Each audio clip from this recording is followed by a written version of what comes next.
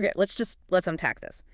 We are tackling a system of thought that is so comprehensive, it tries to map the entire history of the universe. Right.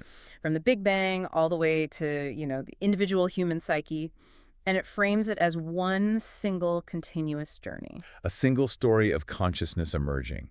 It's the radical, sweeping metaphysics of the Jungian analyst Pierre Solié. And it's a truly audacious vision. He sees the human psyche as, what was the quote, the avant-garde, the evolution of the universe. Exactly. And to make sure we're getting this right, for you, we should be really clear about our source. This entire deep dive is drawn exclusively from a synthesis of an interview. Okay. It was conducted by Philippe Berqui with Dr. Vincent Prouvé, who is a doctor of psychology and a Jungian analyst with the Société Française de Psychologie Analytique. So Solié's whole argument, then, is that our own personal growth isn't just some isolated self-help project. It's us taking part consciously in this cosmic unfolding that started billions of years ago. That's the core of it. So our mission today is really to unpack the internal logic of this vision. I mean, how does he connect astrophysics to the therapy couch? It all seems to start with this principle of universal recapitulation. Yes, that's the absolute foundation. He takes the old biogenetic law, the idea that embryogenesis recapitulates phylogenesis. Where the embryo in the womb sort of retraces the evolutionary history of the species? Precisely. Solié says that's not just a biological curiosity. He argues it's a profound psychological truth as well. So wait, you're saying we're not just talking about our bodies mimicking ancient life forms. Our entire psychological history, my personal history, is a super compressed rerun of the entire species' psychic history. That's the claim, and it's not just a metaphor for him. I mean, look at the neurobiological evidence, the model of the three brains. Right, the reptilian brain, the limbic system, and the neocortex. Exactly. You have the reptilian archecortex for primal instincts, the mammalian limbic system for emotion, and then the human neocortex for higher reasoning.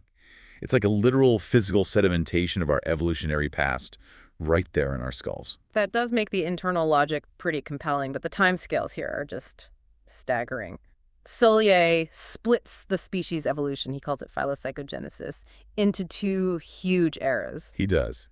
And the first is 3 million years long. That's what he calls hominization. And this is mostly unconscious, right? Biological. Almost entirely. It's biological evolution happening outside our awareness. We're developing the hardware, bipedalism, tool use. We are creatures that are being evolved. And then there's this crucial turning point, this moment he flags, which is the appearance of cave paintings. We're talking maybe 30, 50,000 years ago. Why is art the big deal? Because it signals the birth of reflexivity. It's the capacity to step back and look not just at a bison, but at your relationship to the bison. And to symbolize it. To see yourself. To see yourself seeing. And that, for Solié, is the switch to humanization. That's when we begin to consciously participate in our own evolution. We stop just being evolved and we start choosing to evolve. It's the moment the universe gets to look at itself in a mirror. That's a perfect way to put it. And now, this is the kicker. Look at how this cosmic timeline gets squashed down into the individual. This is on top psychogenesis. Yes. So how does a person pull off this speed run, chewing through millions of years of history? Solié's proposal is that the first 3 years of your life are a frantic recapitulation of those 3 million years of hominization. I mean, think about the developmental explosion language, walking, self-recognition. It's an evolutionary sprint. That puts an incredible weight on those first few years. It absolutely does. And then the rest of our life is basically dedicated to recapitulating those 30,000 years of conscious humanization. It's the journey toward what Jung called individuation, the whole cosmic drama right there in one lifetime. But that raises the big question, right? How did these two timelines, the species and the individual, actually connect? He says it's not simple cause and effect, which brings us to this idea of a transversal link. Yes, he calls it transversality, and he stresses that it's in a causal link. It's not that history causes your personal issues, but that your issues correspond with history's patterns. Like a resonance. A resonance, exactly. And for that to work, you need some kind of unified field where mind and matter aren't separate things. And that field is the Unus Mundus. The world one. It's an old alchemical concept he borrows. He calls it the eternal foundation, this potential world where psyche and matter are just two faces of the same thing. So the Unus Mundus is the blueprint, and the moment we actually see that blueprint in action is synchronicity. Precisely. And we have to be rigorous with the definition here. A synchronicity is a non-causal connection between two events, one psychic and one physical, that are linked by meaning. It's not just a coincidence. It's a glimpse of the underlying unity. It's a glimpse that suggests a shared field of information. What he called a savoir, an absolute non-localized knowledge. And this is where he gets really provocative, because he brings in hard science to back this up. He looks at astrophysics, at Hubert Reeves's paradox of the fossil radiation. He was completely fascinated by this. The early universe has a uniform temperature. Even though the atoms at the time were too far apart to have ever been in causal contact, they couldn't have told each other what temperature to be. So how could they be the same? To Solié, that wasn't a physics problem to be solved.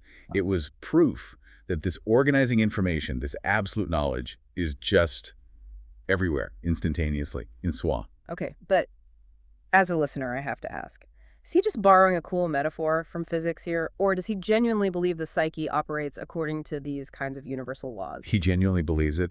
And what's amazing is that modern physics sort of provides echoes of this. Think about quantum entanglement. Where two particles are linked and what happens to one instantly affects the other no matter how far apart they are. Right.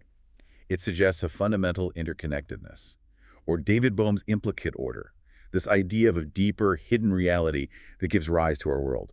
It all points in the same direction as Solié's Unus Mundus. Which brings us back to the Big Bang itself and this concept of the cosmic chiasma. What does he say happened at the very beginning? He says the Big Bang didn't just create matter. It created matter and organizing information. Two paths. Two paths. Matter is set on a course towards entropy disorder, decay.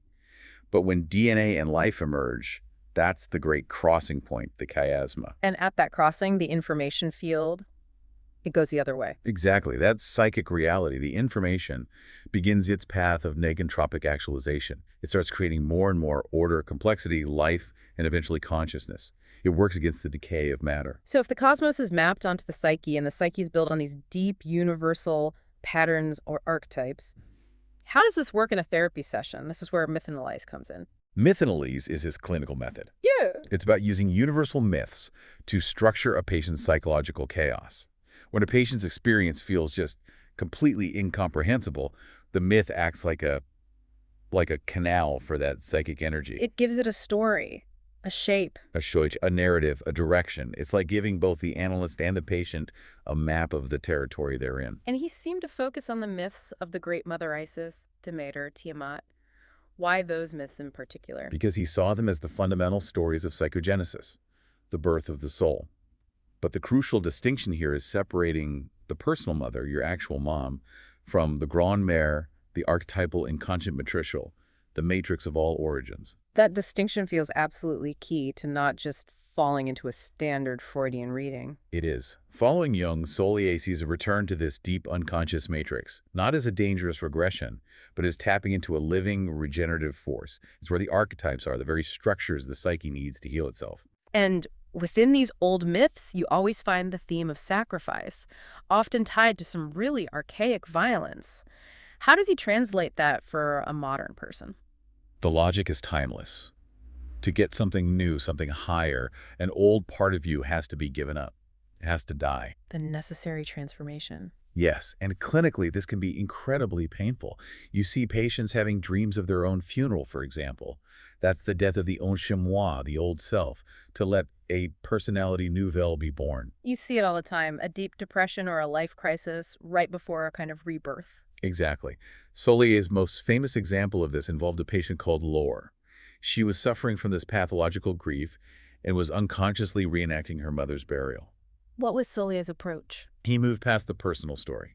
He linked her process directly to the myth of Isis and Osiris, the goddess remembering the dismembered god, and he realized the archetypal connection was so intense that it was triggering unresolved grief in him. In the therapist himself. Yes, and it led him to this radical conclusion. The therapy was no longer psychoanalysis. It was operating on a transpersonal mythic level. Wait, he said the cure moved closer to shamanism. That's a huge claim for an analyst to make. It's a massive claim. It implies the healing wasn't intellectual. It was a shared, sacred experience in the Unus Mundus, a communion of forces that changed them both. It just shows the immense power he believed these myths held. So this entire life journey, he models it as an epopee, a spiral, like the double helix of DNA. A living, dynamic spiral. He maps the whole thing, from the primal chaos, the syzygy cosmogonic of Tiamat and Apsu, all the way to the final goal of wisdom, the syzygy eschatology of Sophia and Christos. And smack in the middle of that spiral, there's a turning point, a point in life we all know, the chiasma. Yes, he borrows the term from the biological crossing of nerve fibers and places it around age 35 or 36. It's the great midlife pivot. What happens at that pivot? It's a moment of inversion and reversion. Yeah. Before the chiasma, you're mostly focused outward acquiring things, projecting your needs onto the world, dominating it. And after? After, the journey turns inward. You stop trying to force the world to fit your neuroses, and you start the hard work of integrating your own inner universe. And the goal of that second half of life is this process he calls the fondu enchaîné. I love that it's like a slow dissolve in a film. It's a beautiful metaphor. It's about the transmutation of our lower, archaic drives into higher spiritual virtues. He maps the dark side, the Mesoamerican god Tezcatlipoca, onto the light side, Quetzalcoatl. Okay, let's break that down, because this seems to be the ethical core of his system. He uses the Fortean stages, but gives them a whole new meaning. He does. So start with orality. Its archaic drive is devoration, devouring, consuming, symbolic cannibalism. The task is to transform that into agape. Unconditional love for the cosmos, an appreciation for existence without needing to own it. Exactly. Then you have anality. Its shadow is domination, esclavagism is control, power, hoarding. And that has to become? Caritas. Selfless, compassionate love for humanity, moving Right. from power over to service for. And finally, genitality. The lower form being possessiveness. Which is transformed into eros. But not just physical desire. It's mature alterite, a profound love for the other that truly respects their separateness. This whole transformation is the work of individuation. And the whole journey is meant to lead us away from the imaginaire, the world of fantasy and delusion, towards the imaginal. Yes, a term he gets from Henry Corbin. The imaginal isn't fantasy. It's an objective psychological reality, a state where you're in a conscious, mature relationship with these archetypal structures.